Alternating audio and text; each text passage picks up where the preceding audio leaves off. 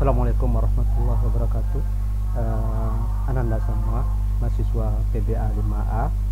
Untuk melengkapi perkuliahan kita kemarin, saya rekam video ini untuk menjelaskan dari buku ini khusus dalam bidang jenis-jenis eksperimental. Nah, di dalam buku ini silakan Anda lihat dari halaman 96, yaitu judulnya desain pra-eksperimental. Kemudian halaman 98, desain eksperimental sebenarnya, dan terakhir di halaman 102, desain eksperimental semu. Oke, saya jelaskan dulu yang pertama, bahwa kalau kita meneliti ini memang ada tiga pola eksperimen. Yang pertama namanya pra-eksperimental, yang kedua eksperimental benaran, yang ketiga quasi eksperimen semu. Nah, mana dia yang jenis pra eksperimental? Ada tiga jenis. Yang pertama itu namanya studi kasus satu tembakan, the only one shot case study. Ini gambarnya ada di halaman 97 ya. Ini Anda lihat, ini nomornya nomor 3. One shot case study itu begini, kita pilih satu kelompok, terus kita ajar dengan sebuah metode yang baru. Setelah kita ajar sampai 3 bulan, akhirnya kita tes. Nah, kita lihat tesnya apakah tinggi atau rendah. Kalau seandainya nilainya rata-ratanya tinggi, rata-rata jadi 80, kita ngambil kesimpulan bahwa metode ini bagus karena terbukti nilai anak-anak setelah diajar dengan metode ini bagus.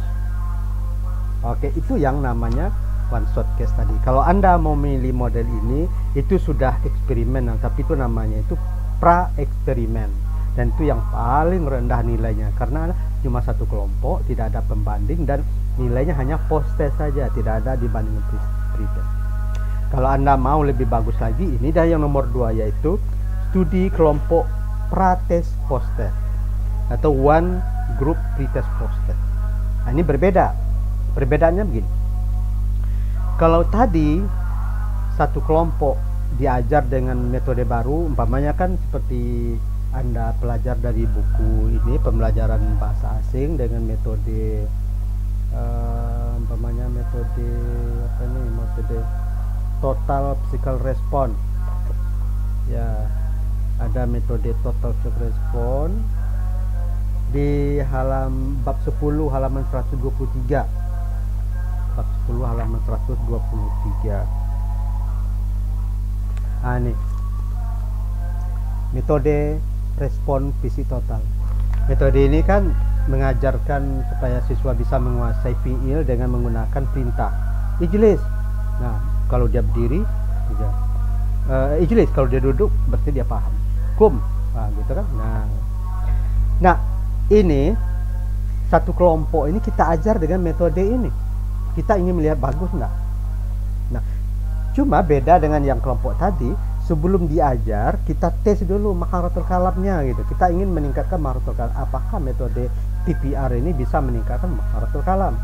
Sebelum diajar, kita tes dulu maharatul kalamnya. Oh, ternyata rata-rata 60. Nah, sekarang kita ajar dengan metode total respon. Di akhirnya, kita tes lagi. Ternyata setelah dites meningkat 80 sekarang. Jadi peningkatan dari 60 ke 80 itulah perbedaannya. Kenapa berbeda? Itu gara-gara diajar dengan metode total respon. Nah, dengan demikian kita bisa ngambil kesimpulan, oh, metode total respon ini bisa meningkatkan maharatul kalam siswa dari rata-rata 60 ke 80. Kesimpulan kita metode ini bagus. Jadi itu perbedaannya. Ada perbedaan nilai PISA. Kelompok ketiga lain lagi.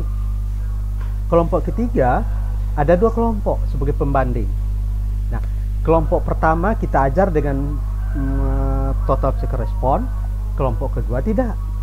Cuma nilai yang kita ukur hanya post test saja, nilai di akhir saja yang kita bandingkan.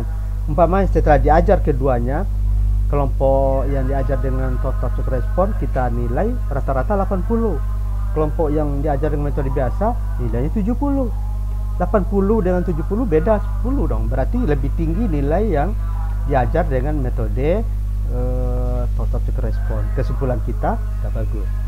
Ya, metode siswa yang diajar dengan metode total respon lebih bagus ketimbang diajar dengan metode biasa. Nah, itulah 3 jenis kelompok yang tergolong pada pra-eksperimental. Nah, sekarang kita lihat pada kelompok yang eksperimental sebenarnya. Kita lihat pretest post-test control group. Nah, pretest post-test control group. Yang kelompok ini itu ada dua kelompok. Kelompok pertama kita ajar dengan metode baru, umpamanya tadi metode total respon. Kelompok kedua kita ajar dengan metode biasa, qawaidut tarjamah. Oke, dua beda. Nah, sebelum keduanya diajar, keduanya dites dulu maharatul kalamnya untuk menentukan berapa kemampuan awalnya. Kelompok pertama dites, kelompok kedua dites. Kemudian kedua juga dia diajar.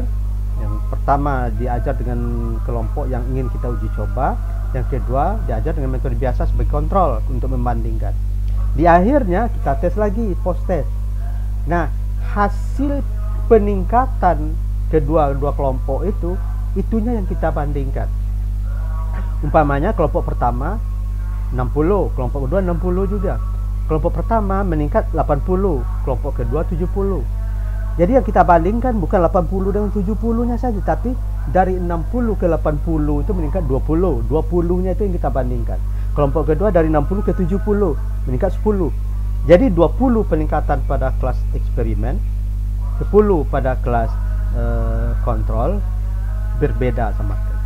Nah, cuma pada kelas eksperimen, penelitian eksperimen murni ini, untuk menentukan kelompok yang kita ajar dengan metode baru itu bukan asal tunjuk kelas A, kelas B, kelas C, tidak, tapi kita cari semua dari kelas A, B, C, D, kita cari yang memiliki ciri yang sama dan kita bagi dua, satu kelompok di kelas eksperimen, satu kelompok kesamaannya IQ-nya sama-sama tinggi, semangatnya sama-sama, jenis kelaminnya juga sama banyak. Nah, itu. Jadi kita mengubah kelas. Nah, kita obok-obok, kita buat kelas baru. Nah, itu yang paling sulit dilakukan.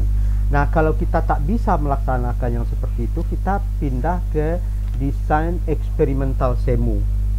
Nah, desain eksperimental semu ini itu non equivalent control group. Nah, jadi kelasnya tidak sama sekali. Umpama ya kita ambil aja kelas 5A satu, kelas 5B satu. Padahal kan IQ 5A dengan B ini beda. Jumlah jenis kelamin pria wanitanya juga tidak sama. Semangat kerja juga tidak sama. Tapi itu lumayan. Itu non equivalent control group. Nah, caranya sama dengan yang tadi. Jadi dua grup. Kelompok pertama eksperimen kita ajar dengan metode baru, kelompok dua dengan metode biasa. Sebelumnya adakan pretest, setelah post-test dibandingkan. Perbandingannya itu kita. Itulah saudara sekalian nih, karena azan zuhur sudah masuk, saya tutup. Mudah-mudahan ini bisa melengkapi kekurangan metode kita. Terima kasih anak-anak semua. Jangan lupa Jumat depan kita UTS. Terima kasih. Assalamualaikum warahmatullahi wabarakatuh.